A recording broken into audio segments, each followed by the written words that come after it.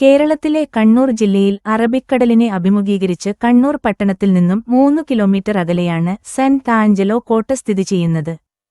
കണ്ണൂർ കോട്ട എന്നും ഈ കോട്ട അറിയപ്പെടുന്നു. സമുദ്രനിരപ്പിൽ നിന്നും 40 അടി ഉയരത്തിലാണ് കോട്ട. 1745 കാലത്തെ ഡച്ച് കമാൻഡന്റിന്റെ ഭാര്യയുടെയും മക്കളുടെയും മൃതദേഹങ്ങൾ സംസ്കരിച്ചതിന്റെ വിവരങ്ങൾ പഴയ ഡച്ചു ഭാഷയിൽ കൊത്തിയ ശിലാഫലകം കോട്ടയിൽ കാണാം.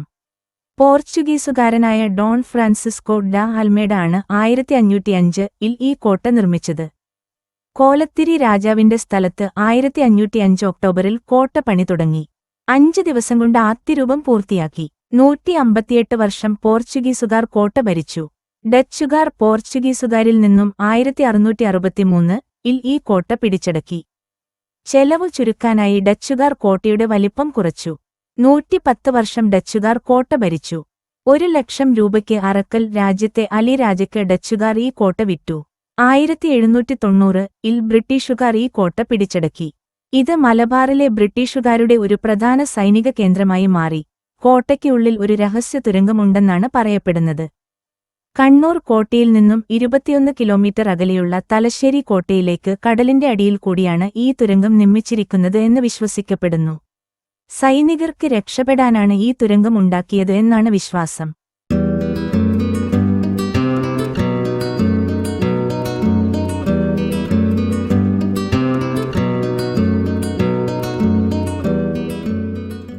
മാപ്പിള ബേ തുറമുഖവും അറക്കൽ പള്ളിയും കോട്ടയ്ക്ക് അടുത്താണ്.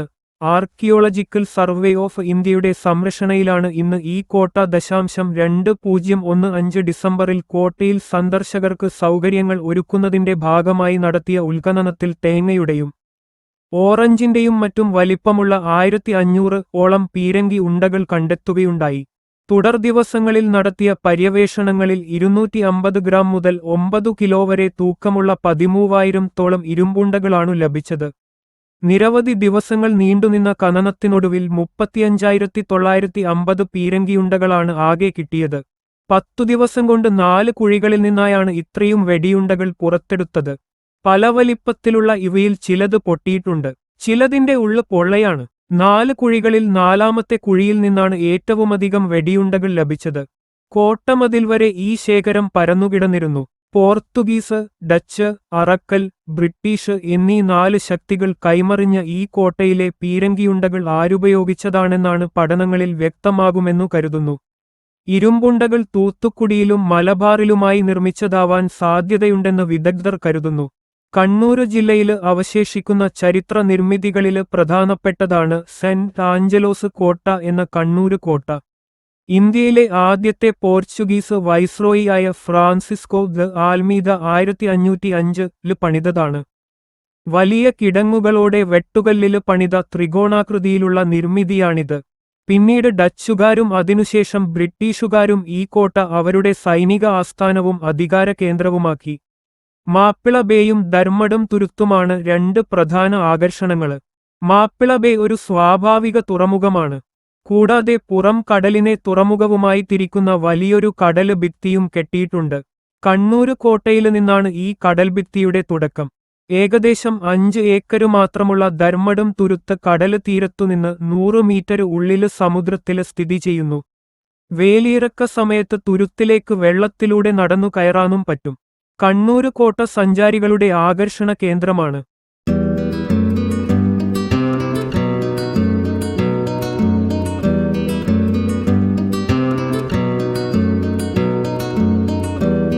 അറബിക്കടലിലേക്ക് തള്ളിനിൽക്കുന്ന ഒരു മുനമ്പിൽ സ്ഥിതി ചെയ്യുന്ന കണ്ണൂർ കോട്ട രാജ്യത്തെ പുരാതന കോട്ടകളിൽ ഒന്നാണ്. മലബാർ തീരത്ത് സ്ഥിതി ചെയ്യുന്ന ഈ ലാറ്ററൈറ്റ് ത്രികോണാകൃതിയിലുള്ള കോട്ട ഇന്ത്യയിലെ ആദ്യത്തെ Portuguese viceroy Don Francisco de Almeida നിർമ്മിച്ചതാണ്. ഏതൊരു കോട്ടയുടെയും താവളത്തെപ്പോലെ കണ്ണൂർ കോട്ടയ്ക്കും അതിശയിപ്പിക്കുന്ന കഥകളുണ്ട്. 1505-ൽ നിർമ്മിച്ച ഈ ഘടന വിദേശത്തുനിന്നുള്ള വ്യാപാര ഇടപെടലുകളെ ചെറുക്കാനും പ്രതിരോധം എന്ന നിലയിലും ജനിച്ചതാണ്.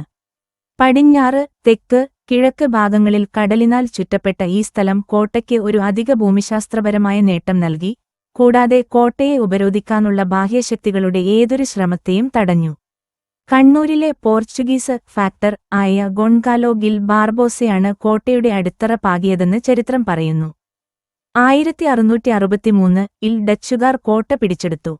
18-ാം നൂറ്റാണ്ടിൽ ബ്രിട്ടീഷുകാർ കോട്ട പിടിച്ചെടുക്കുകയും കൂടുതൽ വികസിപ്പിക്കുകയും ചെയ്തു. ഈ വലിയ കോട്ടകെട്ടിയ ഘടന അതിന്റെ കൊത്തളങ്ങൾ, കിടങ്ങുകൾ, കൊത്തളങ്ങൾ, ഉയർന്ന ലാറ്ററൈറ്റ് മതിലുകളുടെ ശൃംഖല എന്നിവയാൽ ശക്തമായ ബാലിസ്റ്റിക് കവറേജ് നൽകി. കോട്ടയിലേക്കുള്ള കവാടം വടക്കുകിഴക്കൻ മൂലയിലാണ് തുറക്കുന്നത്. വാതിലിന്റെ സ്ഥാനവും അതിന്റെ നിർമ്മാണ ശൈലിയും പോലും അതിനെ നേരിട്ടുള്ള കാഴ്ചയിൽ നിന്ന് മറയ്ക്കുന്നതിലേക്കുള്ള തീവ്രമായ ചിന്തയെ കാണിക്കുന്നു. കവാടം നിങ്ങളെ കോട്ടയിലേക്ക് കൊണ്ടുപോകുന്നു. കവാടത്തിന് മുകളിലൂടെ ഓടുന്ന പടികൾ കയറി നിങ്ങൾക്ക് കൊത്തളങ്ങളിലെത്താനും കഴിയും. കൊത്തളങ്ങളിൽ കയറ്റുന്ന പീരങ്കികൾ കോട്ട സാക്ഷ്യം വഹിച്ച നിരവധി സാഹസികതകളെക്കുറിച്ചുള്ള ഒരു ഉൾക്കാഴ്ച നൽകുന്നു. വിളക്കുമാടങ്ങൾ, വടക്കൻ കൊത്തള മതിലിൽ നിർമ്മിച്ച ജയിൽ, കിഴക്കുനിന്ന് പടിഞ്ഞാറോട്ട് പോകുന്ന സ്റ്റേബിളുകൾ, പള്ളി, വെടിമരുന്ന് ഡിപ്പോ, കാവൽപ്പെട്ടി തുടങ്ങി നിരവധി ഘടനകൾ കോട്ടയിലായിരിക്കുമ്പോൾ പര്യവേക്ഷണം ചെയ്യാനുണ്ട്. കോട്ട വിവരിക്കുന്ന കഥകൾ ശ്രദ്ധിക്കുകയും ദേശത്തിന്റെ മധ്യകാല ചരിത്രത്തിലെ നിരവധി അധ്യായങ്ങളിലൂടെ സഞ്ചരിക്കുകയും ചെയ്യുന്നു. ആർക്കിയോളജിക്കൽ സർവേ ഓഫ് ഇന്ത്യയുടെ കീഴിലുള്ള ഒരു സംരക്ഷിത സ്മാരകമാണ് ഈ കോട്ട. മലബാറിലെ ഏറ്റവും കൂടുതൽ സന്ദർശിക്കപ്പെടുന്ന സ്ഥലങ്ങളിൽ ഒന്നാണിത്.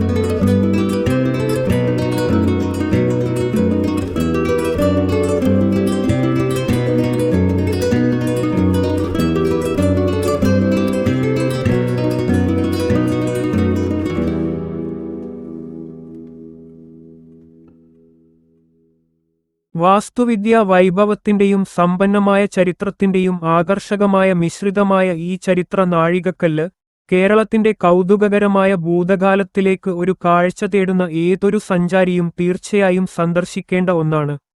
ഇന്ത്യയിലെ ആദ്യത്തെ പോർച്ചുഗീസ് വൈസ്രോയി ആയിരുന്ന ഡോം ഫ്രാൻസിസ്കോ ഡി അൽമേഡ ഭരണാധികാരി കോലത്തിരി രാജയുടെ സമ്മതത്തോടെ 1505-ൽ നിർമ്മിച്ച സെന്റ് ആഞ്ചലോ കോട്ട സവിശേഷമായ ഒരു ത്രികോണ ഘടനയെ പ്രശംസിക്കുന്നു. പോർച്ചുഗീസ്, ഡച്ച് സ്വാധീനങ്ങളുടെ മിശ്രിതമാണ് കോട്ടയുടെ വാസ്തുവിദ്യ.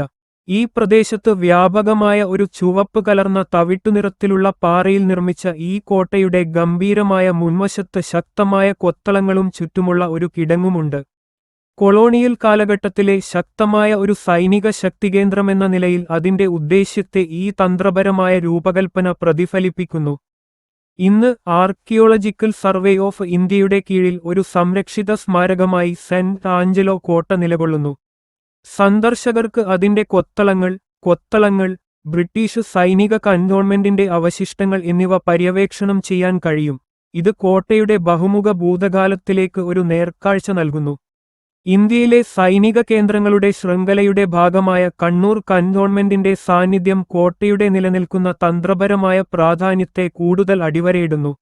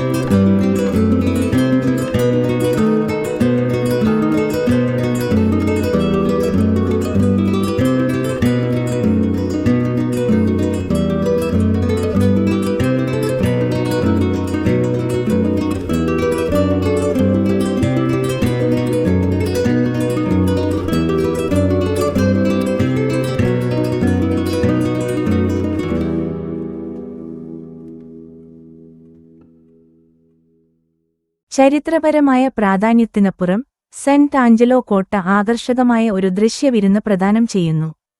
അറബിക്കടലിന് അഭിമുഖമായി സ്ഥിതി ചെയ്യുന്ന ഈ കോട്ട പ്രകൃതിദത്ത മത്സ്യബന്ധന തുറമുഖം, മാപ്പിള ഉൾക്കടൽ, ആകർഷകമായ ധർമ്മടം ദ്വീപ് എന്നിവയുടെ മനോഹരമായ കാഴ്ചകൾ പ്രദാനം ചെയ്യുന്നു. ഈ മനോഹരമായ കാഴ്ചകൾ ഫോട്ടോഗ്രാഫി പ്രേമികൾക്കും പ്രകൃതിസ്നേഹികൾക്കും അനുയോജ്യമായ സ്ഥലമാക്കി മാറ്റുന്നു. അറബിക്കടലിന്റെ ശാന്തമായ പശ്ചാത്തലം, പ്രത്യേകിച്ച് സൂര്യാസ്തമയ സമയത്ത്, വിശ്രമത്തിന് അനുയോജ്യമായ ശാന്തവും മനോഹരവുമായ ഒരു അന്തരീക്ഷം സൃഷ്ടിക്കുന്നു. സെന്റ് ആഞ്ചലോ കോട്ട കുടുംബങ്ങൾക്ക് അനുയോജ്യമായ ഒരു സ്ഥലമാണ്. എല്ലാ പ്രായക്കാർക്കും വിദ്യാഭ്യാസപരവും ആസ്വാദ്യകരവുമായ അനുഭവം പ്രദാനം ചെയ്യുന്നു. കുട്ടികൾക്കും മുതിർന്നവർക്കും ഒരുപോലെ ചരിത്രത്തെക്കുറിച്ച് പഠിക്കാനും കോട്ടയുടെ വാസ്തുവിദ്യാ സവിശേഷതകൾ പര്യവേക്ഷണം ചെയ്യാനും പ്രദേശത്തിന്റെ പ്രകൃതിഭംഗി ആസ്വദിക്കാനും കഴിയും. കോട്ടയുടെ ശാന്തമായ ചുറ്റുപാടുകളും പച്ചപ്പും വിശ്രമിക്കുന്ന നടത്തതിനും മികച്ച സ്ഥലമാക്കി മാറ്റുന്നു.